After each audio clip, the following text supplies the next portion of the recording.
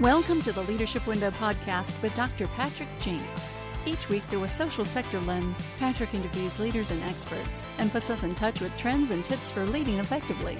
Patrick is a board-certified executive coach, a member of the Forbes Coaches Council, a best-selling author, award-winning photographer, and a professional speaker. And now, here's Dr. Patrick Jinks. Hey everyone, welcome to episode 147 of the Leadership Window. I think it's 147. I probably should have gone back and looked before I said that. Whatever it is, welcome. I don't know where you are. We're recording this right now in this whole big, winter storm that's been all in the media. Not a big deal here in Columbia, South Carolina.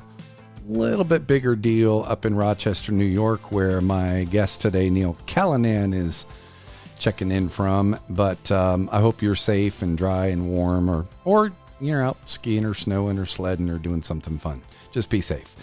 Welcome to the show. I'm really excited about this guest. I don't know. We talked briefly, Neil and I did, before we set up this call, but I don't remember how deep I got into you, Neil, with how important a topic this is for me. My doctoral dissertation was on nonprofit mission measurement.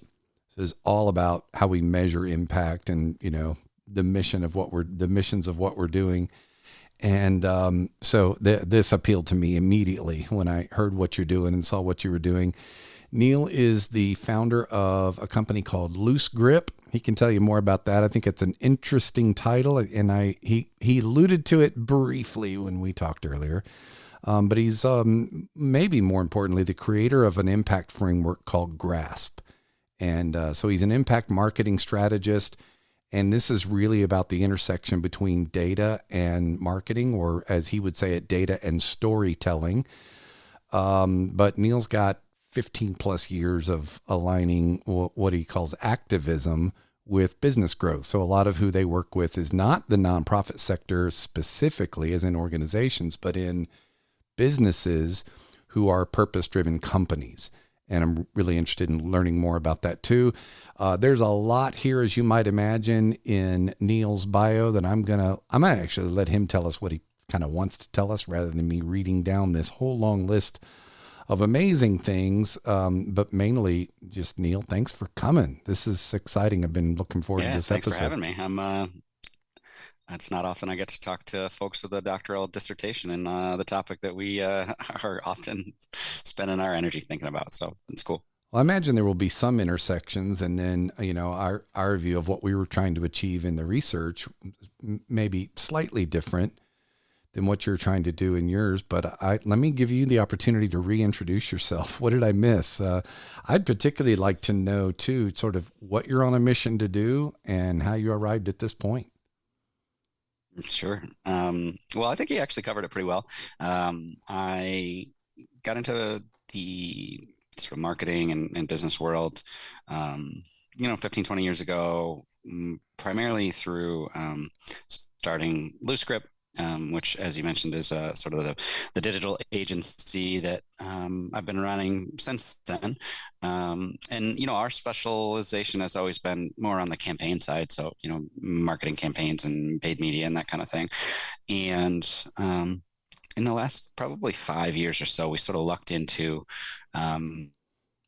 the idea of working with the brands who kind of have a dual purpose. They need to sell some services, but they also really have a charter to do. By kind of working with those brands, that we did was sort of unique, and that it was frankly exciting for me.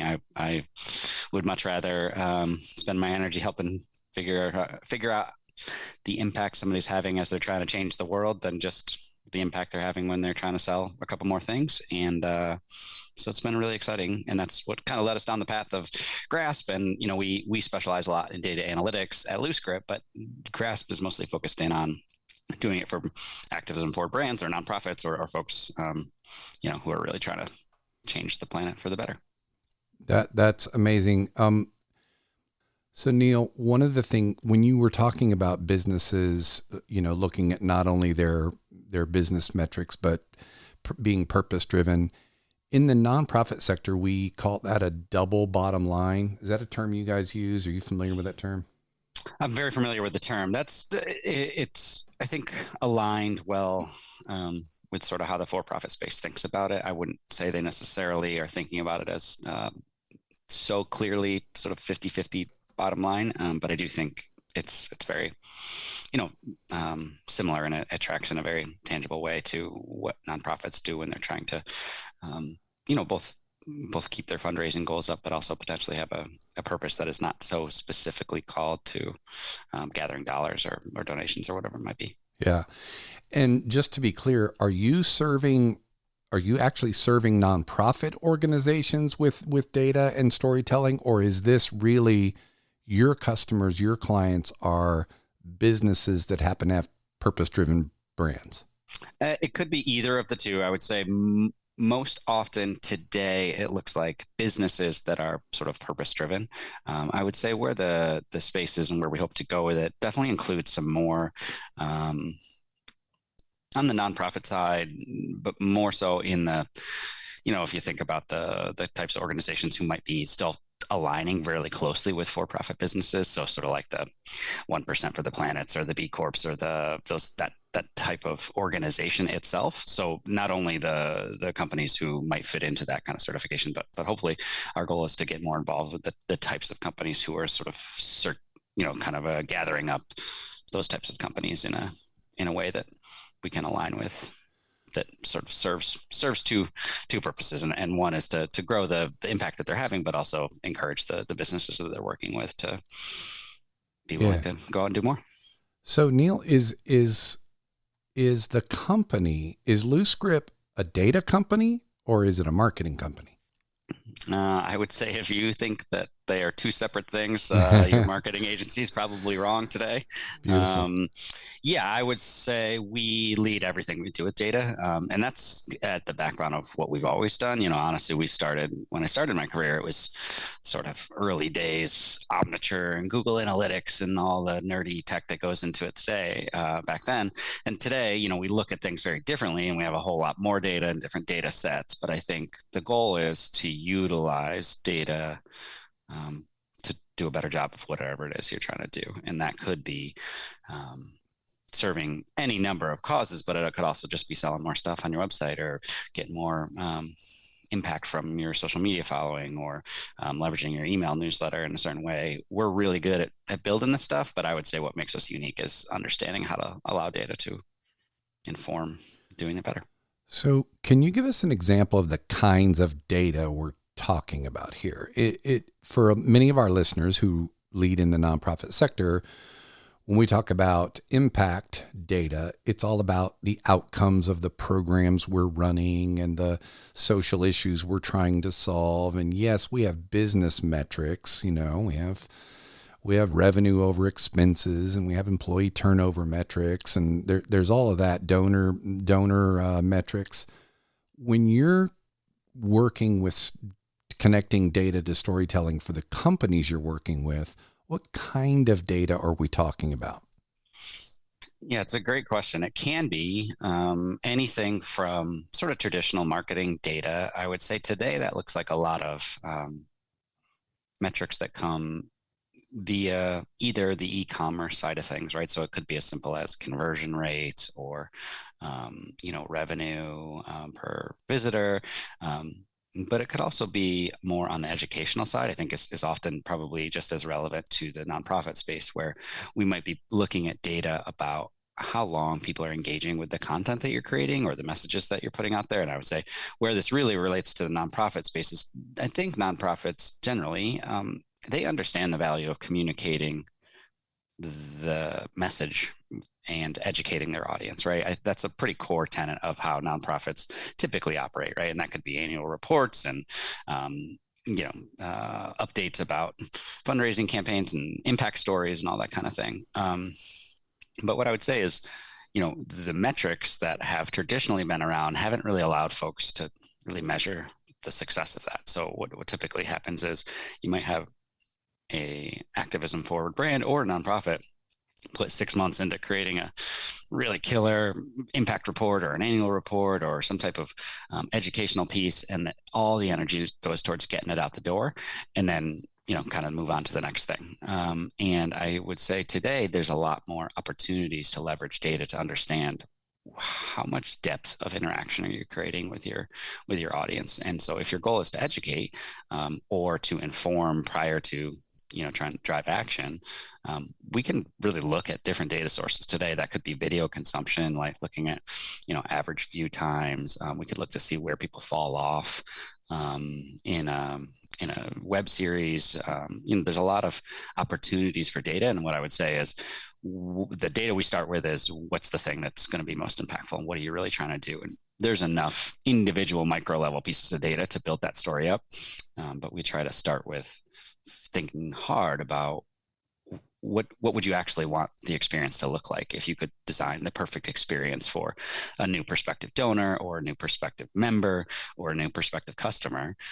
And then we can go search for the data that is potentially the most indicative of that kind of story. So the data you're describing right now sounds like marketing data. In other words, what marketing vehicles are working the best, or what does data tell us? Where does the data tell us we should be marketing and communicating, and what kind of interaction and engagement are we getting? How is that any different for what you're calling, I think you said activism forward or something like that, a purpose driven? What about the impact of, give us an example, I guess, of a purpose driven company or an activist company that is also wanting to communicate the impact they're making on their social cause or whatever that sort of thing is.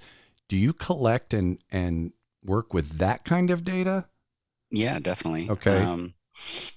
Yeah, I would. So I think a couple examples that you could think of would be, we work with some folks like Ben and Jerry's or Dove or these kind of brands where, core to their actual brand is an activism and a values bent. And so it's not, I would say today, as easy to just say, yeah, we're going to keep speaking up about the causes that we're invested in. You also kind of have to rationalize why you're doing it, especially as sort of folks get more and more conservative with what is being allowed to be pushed out from a brand perspective. And the default, I would say today, is if something's a little bit scary, most brands are going to go running the other way, unless they're armed with data to say, hey, how does this actually impact our sales? And what is the activism really looking like, right? Because it's easy to say, I actually don't think we should be posting anything about, a specific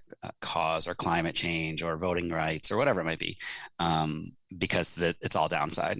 Well, typically it's actually all downside just because they're not able to articulate the impact of the upside, right? And so if we can come in and say, actually, we helped 11,000 people in XYZ city register to vote, or we had 150,000 signups on this climate change pledge, the data can help keep these brands willing to engage in a values specific thing. And so I would say, it's sort of like you're building up the credibility internally, and for the for-profit brands, it's a lot more about building the story and the credibility internally, so that then leadership or the board or the investors don't go run any other way at the first sign of any type of polarization or conflict or politicism, right? And so the data is ultimately, it all lives in a world where we're looking at numbers and data points. But I would say the story that we're trying to help tell is, why would we even do this? Why are we talking about this? Why would we take the time to put our neck out there? Because we're a ice cream brand or a soap brand, or we're a ski resort who's just trying to get people to come ski, right? Like there's the data can help build the case for being willing to engage in those conversations.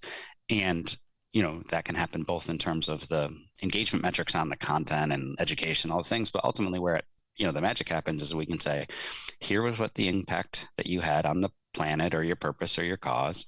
And also, here's how those messages impacted your for-profit side. Did you sell more stuff?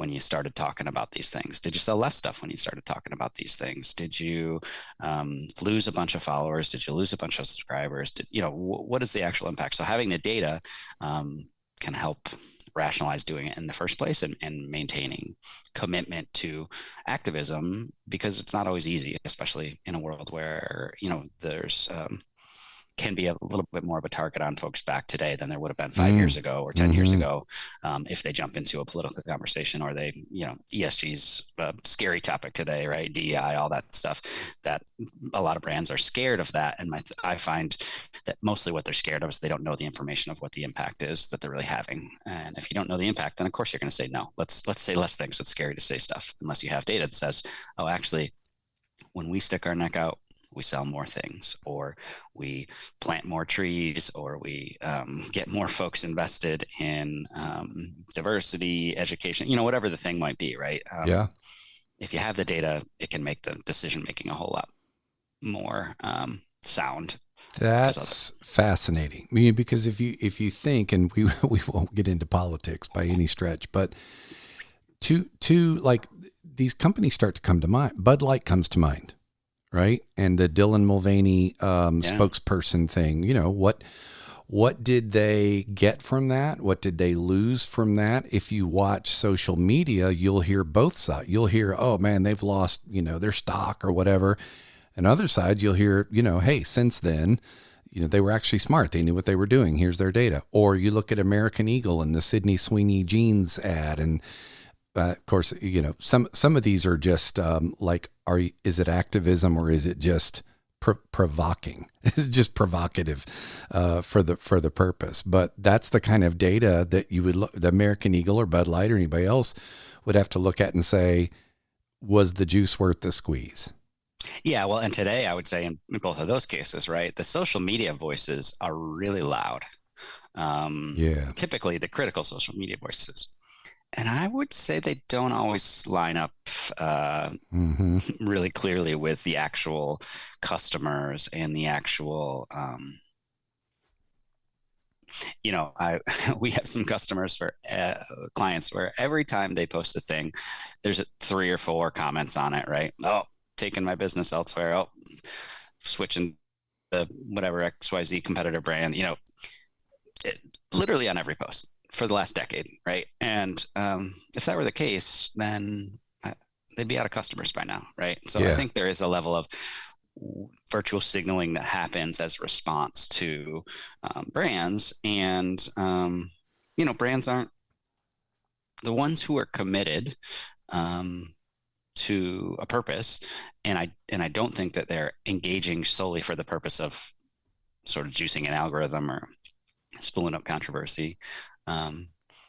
I think they have a better time looking at data and seeing the long-term impacts on their brand and saying, okay, well, what does this look like for our customers? And, I'll give you a perfect example, right? It could be something like, if we were to extrapolate on the Bud Light example, well, let's look at user behavior from returning visitors versus new visitors and see, is there actually a difference, right? Can we dive a little deeper into, are these the kind of folks who have actually previously purchased from us, who are filling out a form that says we're never going to, buy from you again?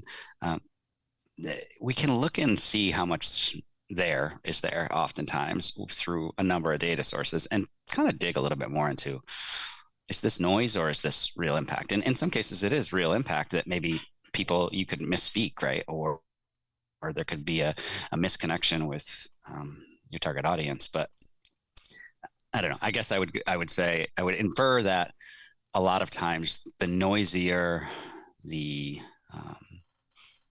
feedback is, doesn't really align with how much that's going to impact the brand. Because if you are somebody like Ben and Jerry's and you say, okay, when we post this kind of content about voting rights or about Minneapolis or about whatever, we average on it, 100 bad comments, right? I'm just using fake numbers here, right? But like 100 negative responses. But if you are just looking at negative versus positive, it's not always one-to-one, right? So it might be we've actually really engaged with our local audience or with people who are really happy that we're speaking out, and they're going to go out and buy some ice cream today. So it may be that both things can be true. But if you can't measure, it's really easy to measure how many people hit the, you know, made a bad comment. It's not as easy to measure the impact on your really, your best long-term customers. And the challenge comes is figuring out which data points are telling you the story that can really help you make decisions about what fits for your brand and for your audience. Yeah. So when it comes to the impact metrics, can you give an example of, even if it's not in exact numbers, of movement that a company has made in an area? For example, there's actually a Harvard case. It's a number of years old now, but about IKEA and how IKEA got criticized and really got their brand hurt with the notion that one of their third-party suppliers, not even directly, but one of their third-party suppliers in India was using child labor in the rug market. And what they did is, this is the part of the Harvard case, is they effectively turned that on its head and created an impact brand about that. They partnered with Save the Children. To this day, the IKEA Foundation donates millions of dollars to Save the Children, and they've got metrics on what Save the Children is doing and how much their dollars have helped, and in terms of schooling and jobs or housing, whatever those things are. And so this was a great story of an organization that took a negative brand and turned it positive by responding to it in the way that they had. I'm just wondering if you have any example of a company that you've worked with that talks about, like, what are they saying about the impact they're making? Can you give us some examples of that? Sure. Well, I would say, the sort of number one case study that everybody points to is a brand like Patagonia, right? Where they, throughout the history of Patagonia, the reason they're one of the most beloved, trusted brands is, in the 80s, they were putting out ads that said, "Do not buy this jacket. Reuse your old one," right? They're putting messages out, and then they're standing behind those messages, but their willingness to look deep at that impact is sort of what makes it sustainable long term for them as part of a brand. So in that example, part of what they said was, "Hey, we found out that our supply chain was not as clean as we thought it was, and the factories, like you said in the IKEA example, were not as clean or as upright as folks, upstanding as they maybe were positioned to be." And they didn't come out with a campaign that's tried to pretend that wasn't real. They came out with messaging that said, "We're going to do better. We have to do better. And our metrics that we're going to use to gauge that are going to be things like, average wage transparency and living wage transparency that we take out from that we're going to publish on our, in our yearly report. We're going to start gathering numbers about which factories are above and below the benchmarks and what the plan is for each to get them to a level that we feel comfortable with," right? So I would say that the specific metrics can be anything, right? It can be about your supply chain. It can be about the donations and, how many, trees you planted, or, recycled items were not put into waste. It can be anything, but what I would encourage that it be something that people can really stand behind, right? And that your company, whether you are for profit or nonprofit, can really stand behind that as a long-term metric, to be able to say, "Hey, our impact is going to be measured like this, and we're going to tell you about it even when it's not great."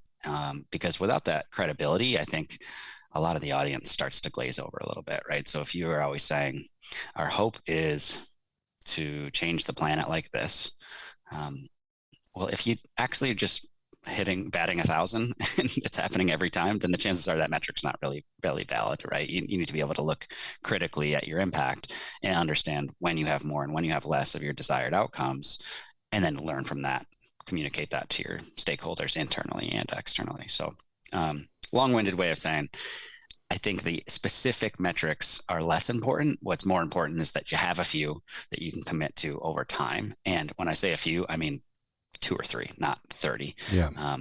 The more metrics you have, the easier it is to kind of gloss over and point to the one that's really good. And if your goal is to, plant trees that grow to 10 feet well, then you can't be talking about how many seedlings you put in place, because your goal is to plant trees that got to 10 feet. So how many trees happened to do that this year? And there's a lot of ways to sort of fudge the numbers, and it gets easier to fudge the numbers if you have more of them. So long way of saying less is almost always more when it comes to thinking about how to measure your impact, whether that's on the marketing side or the nonprofit impact side. You have a 10 favorite questions that you have on your graspyourimpact.com website. And I love these questions. And it's interesting because when I think about these questions we're not going to go through them all. People can go to the website and find them really easily. But one of the things that I like about it is question 5 says what you just said. It's not what are all our KPIs. It's what are our primary KPIs. Which ones of the KPIs are reflecting brand strength, which reflects the activism and the outcomes, and which reflect the revenue growth. And I really liked that question even when I read it, because it said exactly what you just said. And I've seen organizations, even in strategic planning, they have so many KPIs and they confuse their KPIs with their objectives. The KPIs are just the indicators of whether or not you're achieving the objective. But what are those core objectives, and which primary KPIs best tell the story? So I just wanted to reemphasize that. I really liked that, and I love this list of questions. Yeah, we love the idea that when we do a workshop, I'll peek behind the window. It happens the same basically every time, right? So part of this objective and KPI setting is that we start by talking with folks and trying to get a better understanding about what is their brand's objective, what is their nonprofit's objective, and it can be dual purpose. Like we said, it might be, well, we want to sell ice cream and change the world. But then I'm going to start asking harder questions like, well, what do you mean when you say change the world? Or what do you mean when you say save the planet? Or what do you mean when you say, improve conditions for X, Y, or Z, right? And what we typically do in those workshops is get as many folks from as many different facets of the organization as possible, right? Because we want to have some leadership folks, but we also want to have some people who are actually in the trenches doing the work. And we'll come out and we'll have groups split into some sort of smaller groups, and we'll say, okay, come back with your 10 best KPIs that you think are indicative for this objective. And maybe that objective is, about selling the thing, right? We'll say, okay, well, so you wanted to sell more T-shirts. So the objective is sell more T-shirts. What are the KPIs that could roll up into that? And we'll have them just kind of give us a list, 10, and then come back and talk about it with the other groups. And we go through this process where I'm going to eventually say, okay, now let's get rid of 7 of those. And you guys decide which 7 we're going to get rid of. And if they play a role in that, we say, we determined we weren't going to worry about website visits because website visits is not as good of a metric as something further down the funnel for this specific, sales goal. So we're not going to look at website visits as a metric, as a KPI. We're not going to look at it as a thing that says we're doing well or that we're doing poorly, because there's a better metric that we all agreed was ranked higher in terms of how well it tied to that specific objective. And by stripping it out and sort of saying, no, we're intentionally going to kind of ignore those metrics. They might be contributing up into a different metric that we care about, but we're not going to start by measuring the success that we're having with, the 7th ranked KPI that the groups come with. And by going through that a little bit more interactively, we get to hear the different stakeholders say, actually, I think this is a much better way to measure the impact that we're having on sales or on the planet or on whatever. And it's not as much that there's going to be a perfect metric that does everything amazing. It's more about that you pick a few that can be measured effectively, and you look at them regularly and repeatedly, and then, be willing to change them a year later, but less is more. And when we get into asking the questions, a lot of times what we're trying to do is get folks to realize that, yeah, those data points are really good and that dashboard is really pretty, but it's not going to tell us about the impact we're having on that specific objective. So let's focus in on the thing that is. Yep. Yep. I love frameworks. Can you quickly walk us through what is the GRASP framework? Sure. Well, it's a lot about what I just said, but put most simply, we start by creating an objective, a set of objectives. And we think about all marketing and communication as having a specific objective. And that seems obvious, but I would tell you that for most clients we work with, having clarity on the objectives is often the biggest hurdle. Absolutely. And so we typically try to start with 2 or 3 objectives, and then we're going to assign those tags to literally every piece of content that goes out, every message that goes out, every email newsletter, every follow-on confirmation email, if they're selling stuff, every, piece of social media content. So to give you an example, a lot of times for these values forward brands, a set of objectives might look like engage, convert, and discover, each of which have 3 very disparate purposes, but they overlap a whole lot, right? So for engage, that's when we're looking at content that is designed to educate. So that would be where we really care about the depth of interaction, right? So we want to know how much time did they spend reading the thing or watching the video or listening to the podcast, or how much attention was actually garnered from our target audience? How much time did we get an opportunity to get our message across, get our educational to inform? So that's engage. Discover is often way more about just, we need more eyeballs, right? We want to get this message in front of as many people as possible. And we don't care so much about the depth of interaction. We care primarily about how many people we were able to get the message in front of. We're going to worry in that discover phase about, how deep, how much time did they spend with it? We're mostly concerned with, did we get some more folks? Did the algorithm like what we were pushing it out? Did we get it in front of more people than we were hoping? And then when we get to convert, that's just a very specific action when we know we want people to do a specific thing.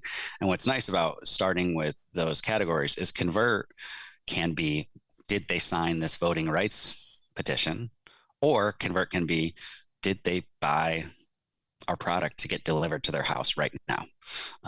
It can be both things. And then we can measure KPIs. We set up KPIs in the workshop, like I just spoke about before, that align to each of the 3. So that we know the purpose of a piece of content that goes out in an engage category with the objective of engage is not going to be measured by the same objectives or the same KPIs as something that's going out under discover.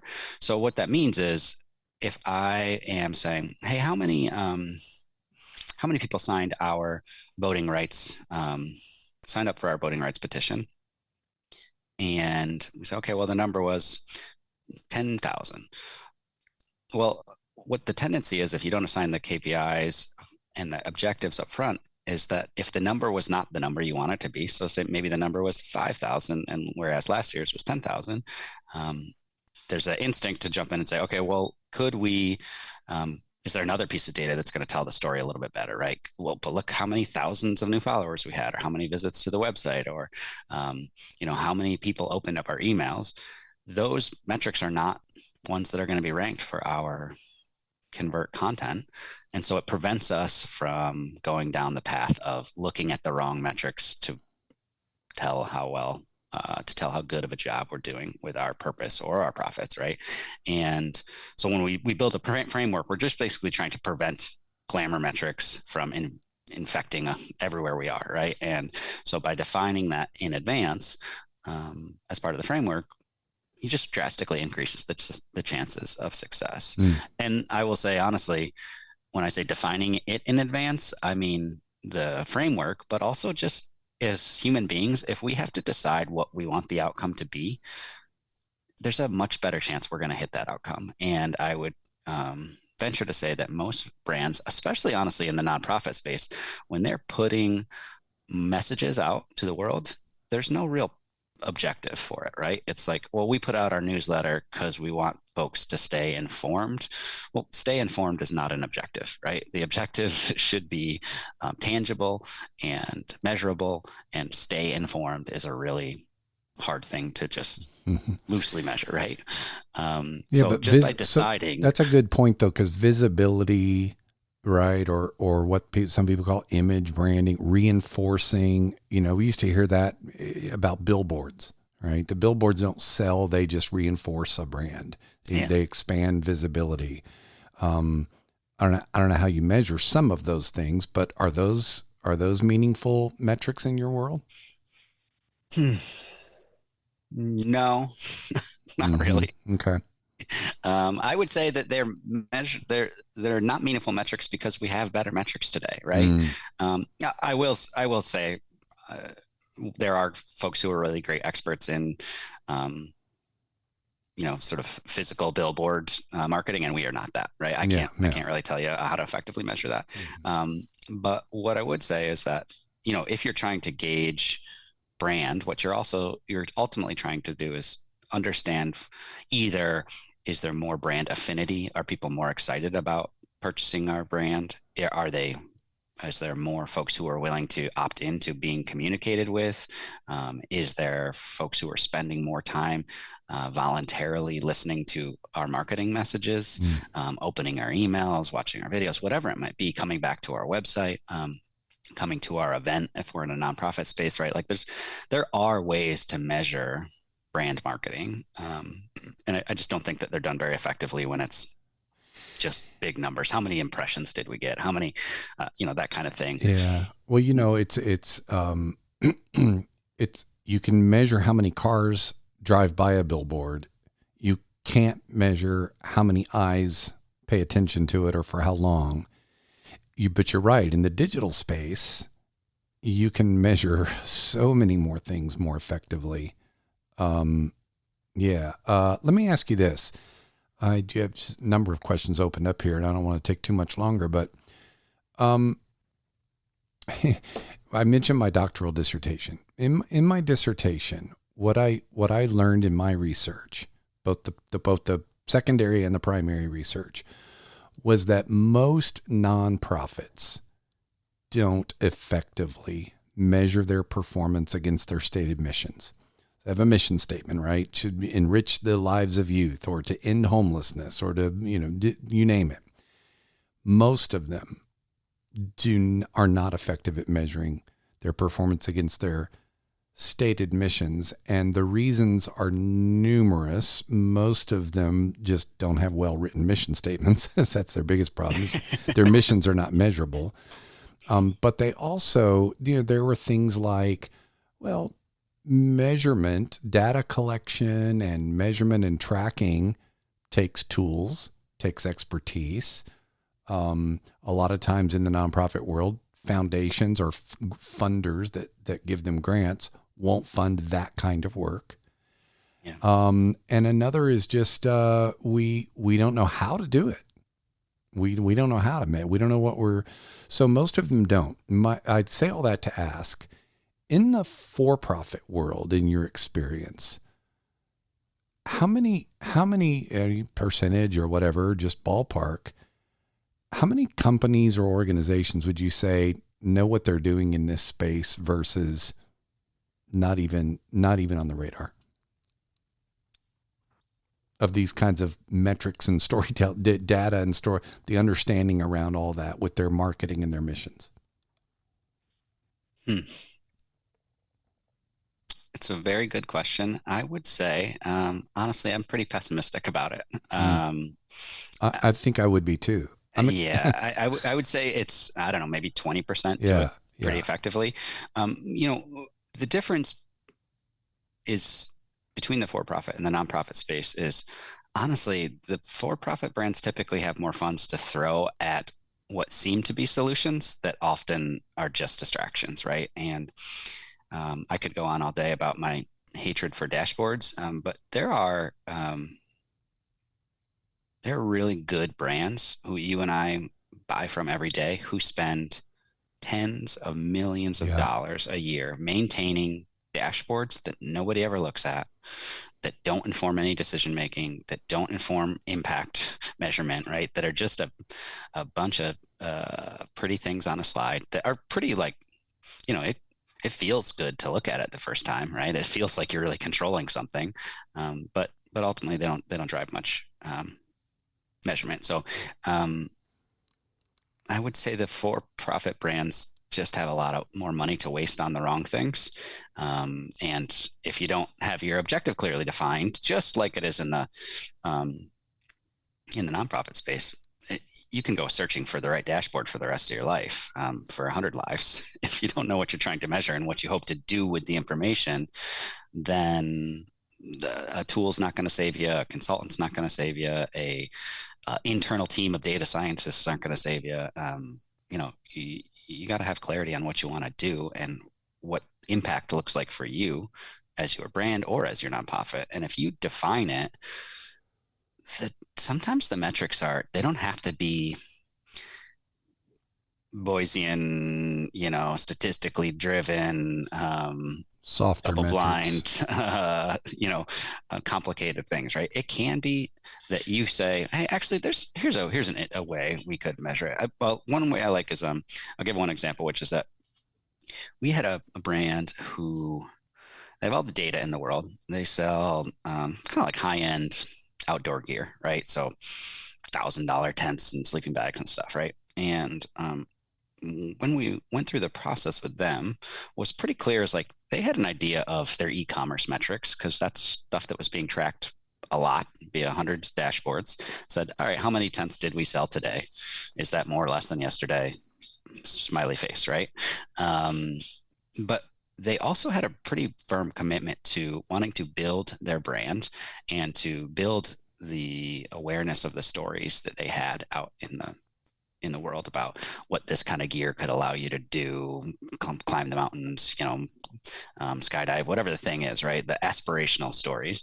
And but they were a relatively new brand. And so they were trying to figure out, how do we measure the growth of our brand outside of the growth of the product? And what we ended up doing was, instead of looking at big, fancy numbers, we just looked at every piece of gear that they sold that wasn't in service of a specific adventure, right? So a branded t-shirt that you wouldn't wear when you were hiking Mount Everest, right? It was just like something where somebody was excited about the brand, or the $2 stickers that people would add on to their purchase of $1,000 tent, right? So we basically bucketed all these tactical purchases into a really clear metric that they could look at on a monthly basis and say, how many brand lovers did we create last month, right? How many net new purchases were there from new visitors of people who bought something that had our logo or one of our stories or one of our slogans that didn't actually help them climb the mountain, or it wasn't a piece of gear, it wasn't a tent, it wasn't a sleeping bag, it was just an unrelated piece. And that metric is not statistically driven. It's really just a way to say, hey, we want to measure the growth of our brand and the people who are excited about advocating for it. So how could we do that? And in that particular case, which was 5 years ago, that was a really easy way to take a couple pieces of data and say, yeah, are we getting people to, if we just look at how many tents we're selling or how many dollars you're going to just be totally overwhelmed by the $1,000 tents, right? But if we said, we're not really looking at the number of stickers that we sell as a revenue tool, but it is a brand tool. So how can we turn those numbers into something that tells the story a little bit more effectively about, are people excited to represent our brand or vice versa? So one of the things that I'm sort of realizing as we talk is that when you say storytelling and turning data into stories, often we think about that externally. What's the story we're telling our clients, customers, supporters, whoever? Yeah. You're talking largely, if not majority, you can tell me, you're talking about the story that it tells us internally. Like what are we learning from our data that informs our decisions and our marketing strategies and those things? There's an internal story that we often don't think about. I'm thinking about, again, the many of my organizations I'm familiar with, is we always think about storytelling as outward facing, about how many homeless families we got homes, and how we're, raising the graduation rate in our community. But what is the internal data telling us? And what story is it telling our board so that they can make strategic decisions? What story is it telling our program directors so that we can determine whether or not a program is even worth continuing to run? So I don't know, I don't know if there's a percentage in the storytelling you're trying to create or help your clients with. How much of it is internal storytelling versus external storytelling? I think you're spot on. Honestly, I would say 90-10. And 90 it's not 90-10 in terms of internal versus external. internal 90. I would say yeah. where I find the data and insights to be most helpful is when you're using them to inform action internally, to expand your influence internally. That ratio would change a lot if you're working with really, really small nonprofits where there's 3 people on staff or whatever, right? Because there's less of a chance that there's just big gaps in how people perceive the goals or the impacts or the successes that you're having. But if you have 100 people or 1,000 people in your organization, there's a really large chance that different people think the goals are different. Mm-hmm. And the shareholders, their dashboard is a different one than some of the program people or even the marketing people. Like, different audiences are honed in on different things that matter to them. Yeah, and if like, let's keep it in the nonprofit space for a little bit, because I think the example works there too. There's a foundation that I used to chair the board of, and they do called I Am Able Foundation, and they are chartered to make fitness and the outdoors more accessible to adaptive athletes. So they could be wheelchair bound, it could be cognitive disabilities, it could be any number of things. And what they didn't have a great feel on when we started rebuilding their brand was, yeah, we understand the goal, but what about internally? Do we understand what the impact of the different initiatives that we have are, right? And so if you don't have that information, you end up just reporting on how many funds you raise every year, right? How many more funds did we raise? And I would say a perfect example there that ended up changing the structure of the foundation pretty drastically was, it's very easy to measure physical purchases. And I'm sure you have companies or nonprofits you work with who have the same challenge, where, the old adage in nonprofit spaces that everybody wants to fund the building of a school, but nobody wants to fund a teacher to sit in it, because it feels good to buy a physical thing, right? To support put my name, Dr. Patrick Jinks supplied this well in sub-Saharan Africa, and now people have water. Less sexy to support the ongoing maintenance of said well, right? And to say, oh, well, we're going to have $100 a month that goes to the maintenance of this well. So anyway, in this space where we were working, what that ended up being was, because we had such an easier time selling the stories of physical gear donations, meaning I'm a handicapped kid, and I want to try hand cycling. I want to try mountain biking with a hand cycle for the first time. And we would raise some money and we'd donate a $10,000, hand cycle to these kids. And it felt really good. We had no problems telling the story, right? Here's a pretty picture of a smiling kid with a new piece of equipment. But it didn't do a very good job telling about how that money was spent comparatively to impacting kids through classes and through programming and through personal training and through group fitness. And what we learned pretty quickly was, we had 100 times the impact, literally 100 times the impact, when we funded a group fitness class for these same kind of kids, or we got us a rental fleet of hand cycles so that kids could come and try it, or adults could come and try it, before they decided that they needed a $10,000 donation. Because for $10,000, we can run a lot of group fitness classes. But in order to get internal buy-in on the process, we really needed to be able to understand that impact. And so getting into numbers of things like hours of programming initiated, or, for your $10,000, we will impact 1,000 hours of, adaptive kids, right? Like being able to put some numeric numbers on the ongoing classes and the more soft skills versus buying hard goods allowed us to shift the focus of the foundation to doing both, right? Because otherwise we were always just putting a piece of gear out and saying, hey, who wants to help us fundraise for Jimmy's new basketball wheelchair? We would make the money, we would buy the wheelchair, and then it was over. We didn't have any visibility into if Jimmy actually loved playing basketball 5 years later. We didn't have a good feel on whether that story allowed us to, go out and fundraise for other kids.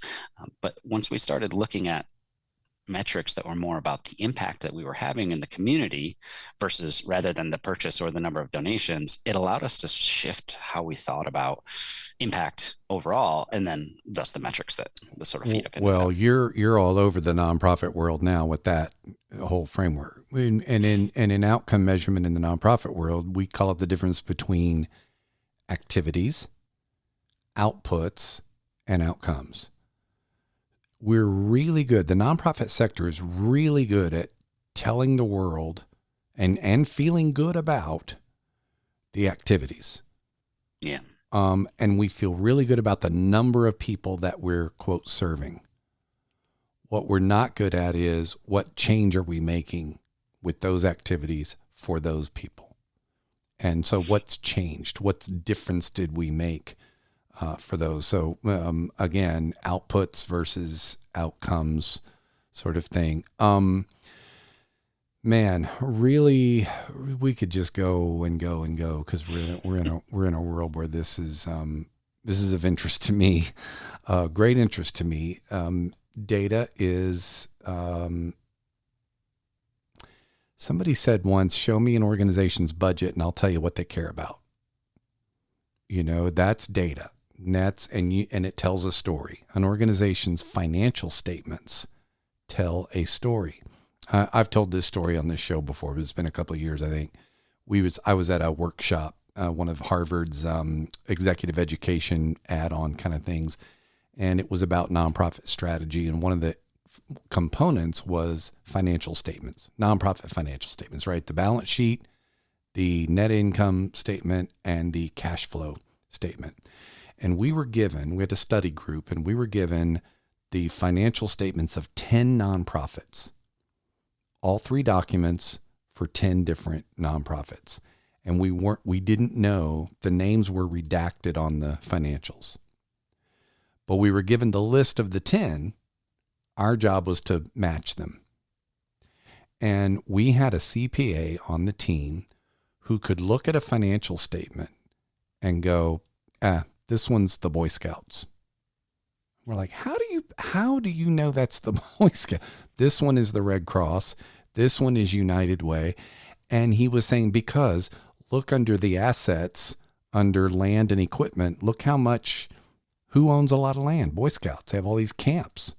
Right? Or who operates on pledged receivables, promises of gifts? Well, United Way does. They do these payroll deductions at the beginning of the year, and they're not paid till the end of the year or even next year. That's why their pledged receivables is so high instead of their cash. Or, so it was the ability to look at data on a sheet and quickly turn it into a story.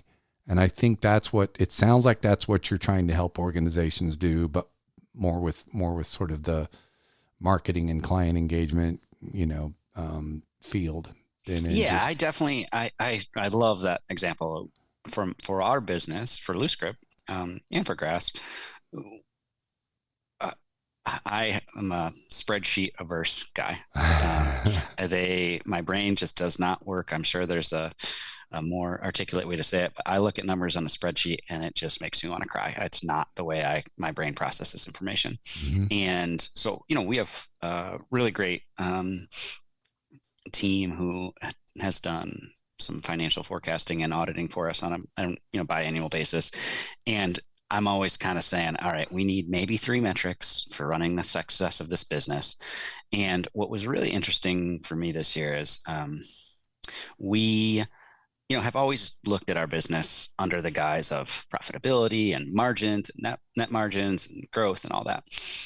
And it was really fun. She came back this year and said, hey, I want to add a metric, and you guys as a team struggle to market yourselves, right? To invest money in promoting the company. So we're going to decide what that goal is in advance. And every month we're going to report on whether or not you spent that money the way you said you were going to. And as a, not so much recovered, very cheap person, my instinct is to spend as little of money as possible on anything other than executing the work.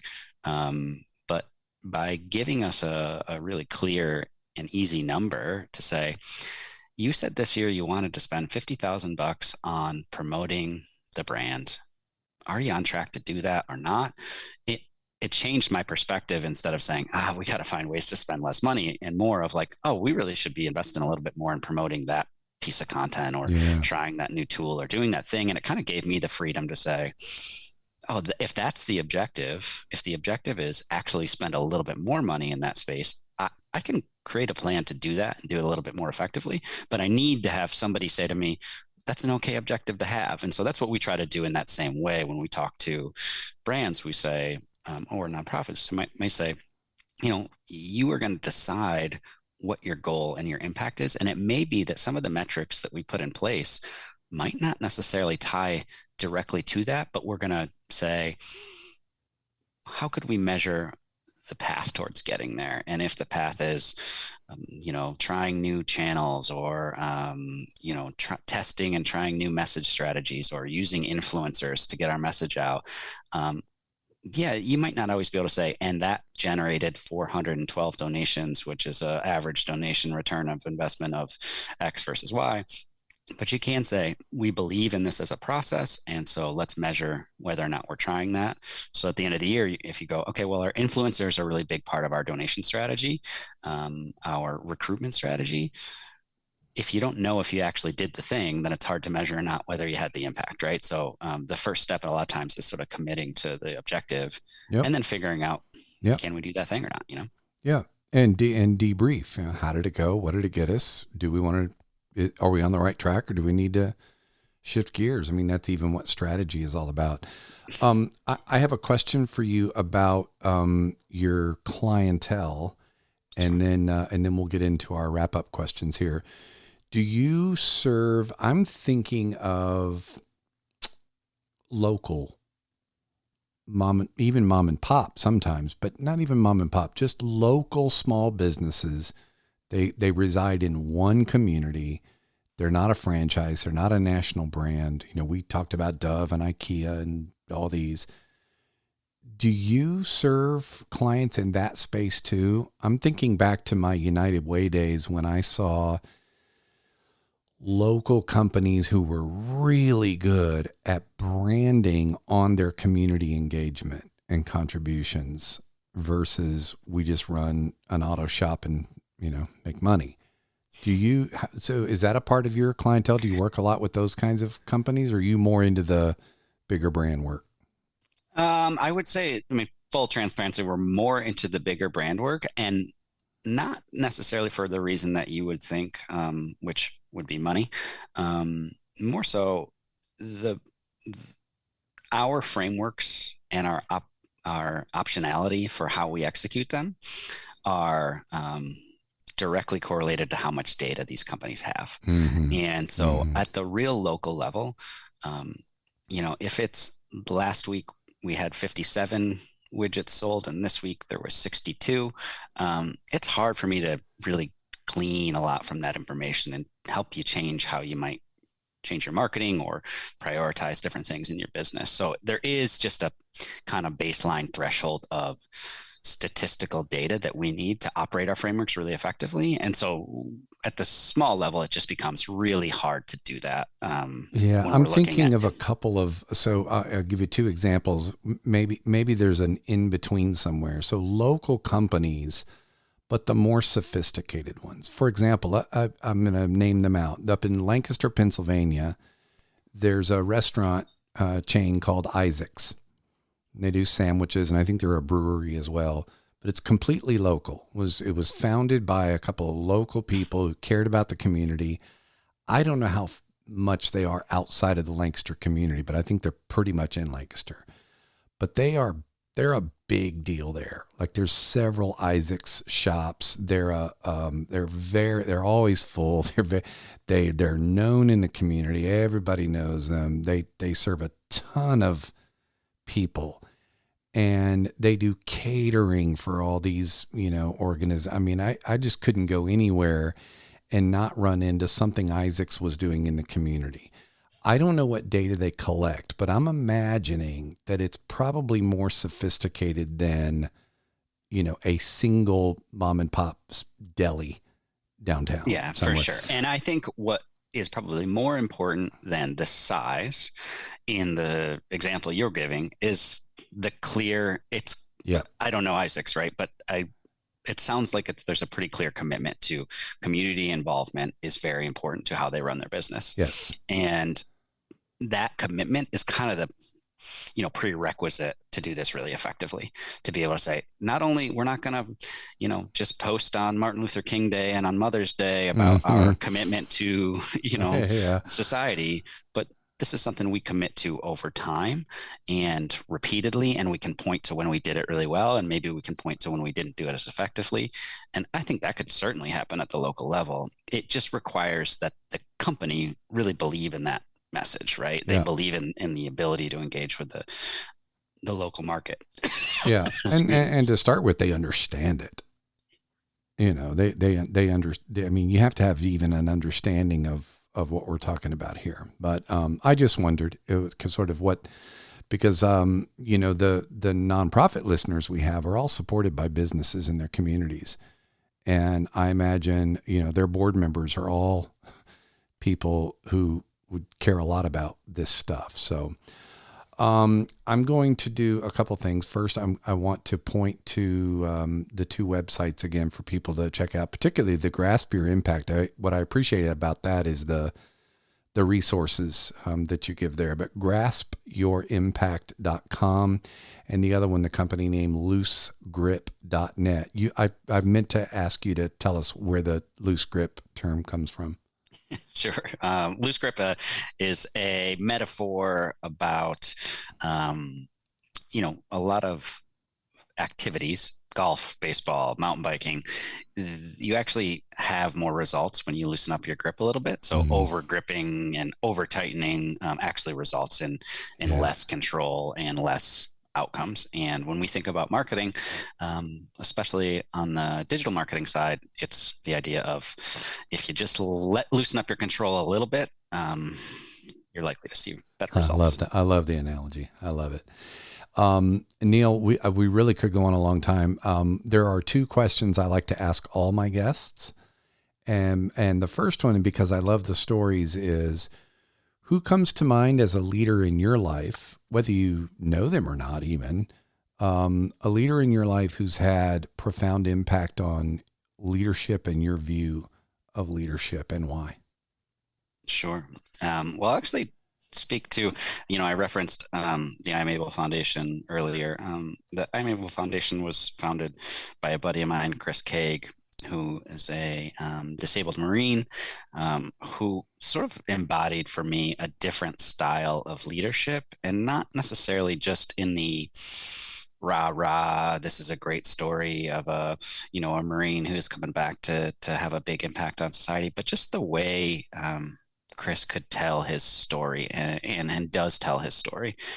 He's a guy who took adversity that he faced in his life, and yes, he turned it into, a successful nonprofit and, thousands of kids, getting kids and adults and wounded veterans and and all kinds of folks getting access to care that they wouldn't have otherwise, an opportunity that they wouldn't have otherwise. But what I learned from him was more on the storytelling side, and he could, turn a room of high functioning business leaders into a sloppy, tear driven mess just by telling his story. And he did it with such authenticity, does it with such authenticity that it really impacted how I thought about what impact looks like and how important storytelling is to it.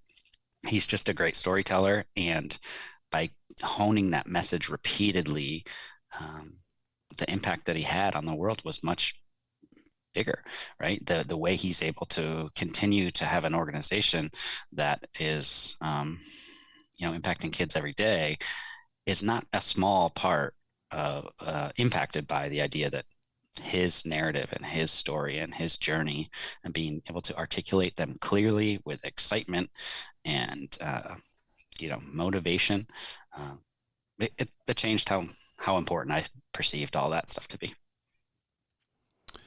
I love that you selected someone related to storytelling and their ability to tell a story and how that inspired you, because that matches what you're doing. Spot on. Last question, Neil. If you had 15 seconds from the top of the hill with a megaphone and all the leaders of the world are at the bottom of the hill to hear the Neil Callanan 15-second soundbite on leadership, right? The most important thing for all leaders to keep in mind, what would that be?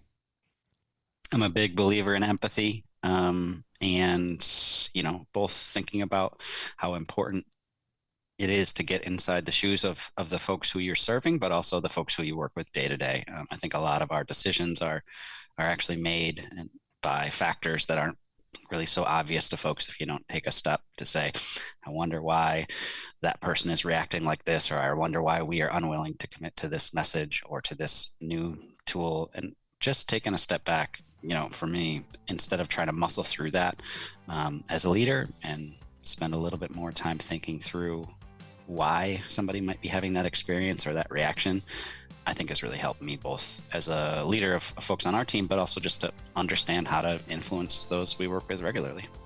Man, I love it. Empathy. That's a good takeaway word for the day. That and storytelling and data. Lots of words. Neil, thanks, man. This is some good unpacking. A lot of it's over my head, if I'm honest with you, in terms of this marketing stuff. But I'm glad there are people out there like you who know it and can help folks. So if you're interested in learning more, again, everyone, go to graspyourimpact.com and or loosegrip.net to learn a little bit more. And let's get better at telling our stories, because I know the listeners of this program have amazing stories to tell. So let's tell them informed on good data. Neil, thanks a lot. Appreciate it. Everyone, lead on.